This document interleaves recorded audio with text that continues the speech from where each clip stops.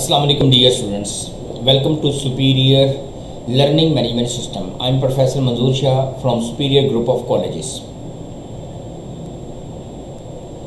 Dear students, today we are going to start chapter number 9 from book 1, The Foolish Quack, a Folk Tale, part 3.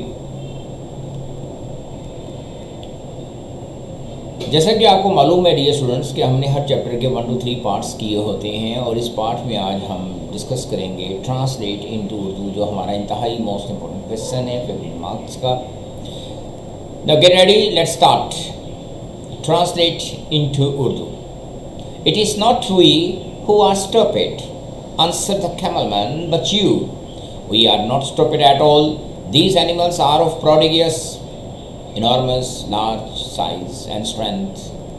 How was a feeble, weak-old woman to stand bear the blow of a mallet?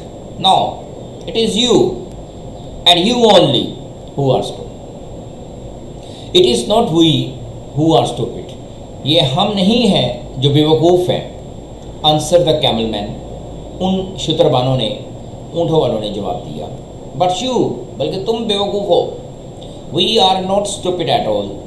At all का मतलब होता है हरगिज़. हम हरगिज़ बेवकूफ़ नहीं हैं. These animals of prodigious, जिसका मतलब है इन इंग्लिश enormous, large, बहुत बड़े, कि ये जो एनिमल्स हैं जिससे मुराद कैमल्स हैं, ये जो ऊँट हैं, जानवर हैं, ये साइज़, जिसामत में एंड स्ट्रेंथ और ताकत में, क़ुव्वत में बहुत बड़े हैं. How was a feeble, feeble का मतलब होता है वीक, कमज़ोर. कैसे एक कमज़ोर old woman, Burhi Khatoon, to stand, जिसका मतलब यहाँ बियर है, बर्दाश्त करना है, द ब्लो, स्ट्राइक, हिट, ज़रब ऑफ अ मैलेट, लकड़ी का हथौड़ा. कैसे एक कमज़ोर बूढ़ी खातून लकड़ी के हथौड़े की ज़रब बर्दाश्त कर सकती है. नो इट इज़ यू, नहीं ये तुम हो, एंड यू ओनली, सिर्फ तुम ही हो, हु आर स्टूपिड, जो बेवकूफ़ है. जी डियर स्टूडेंट्स, इस पार्ट में जो रिमेनिंग हमारे वर्ड्स, मीनिंग और सिनोनिम्स रह गए थे वो आज हम इंशाल्लाह कंप्लीट करेंगे. Now listen attentively. माइट, कुव्वत, ताकत, फोर्स, पावर, स्ट्रेंथ. टास्क, दिया गया काम, असाइनमेंट, वर्क. बरीड, दफनाना. Lay down in the grave. Victim, शिकार. Easy prey. मिस्टेकन, गलत. Incorrect, faulty, in the wrong. Treatment, इलाज. Cure, remedy, medication.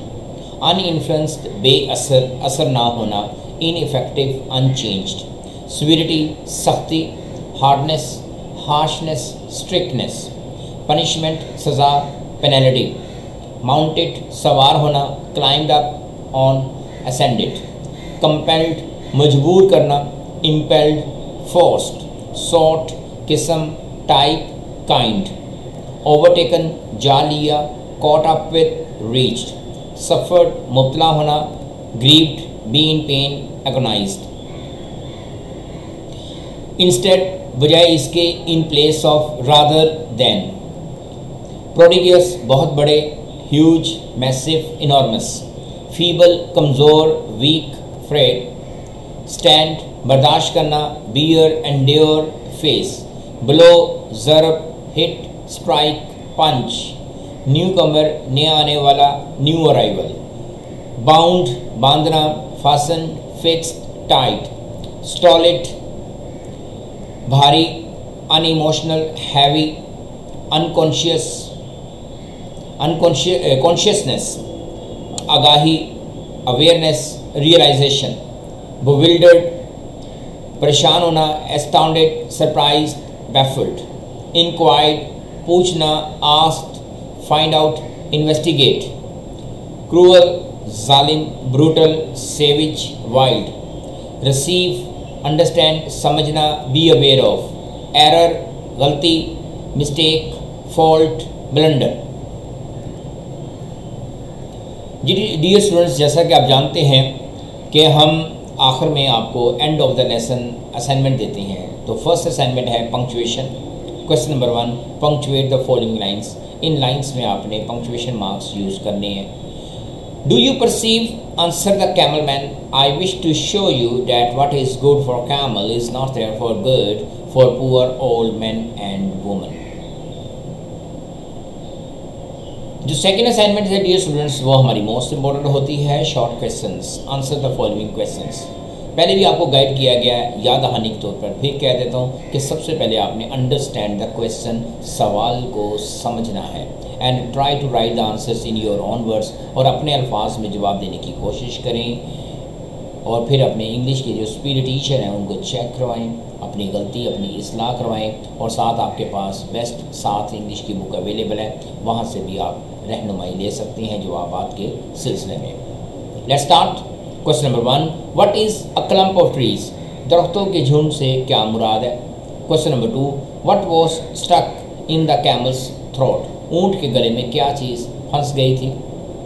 Question number 3, what did the quack pretend to cure? उस नीम हकीम ने क्या जाहिर किया, क्या इजहार किया कि वो किस चीज़ का इलाज कर सकता था? Question number 4, what did the quack do with the old woman? उस नीम हकीम ने बूढ़ी खातून के साथ क्या सलूक किया? Question number 5, what was the result of the cure? उसके इलाज का नतीजा क्या निकला था?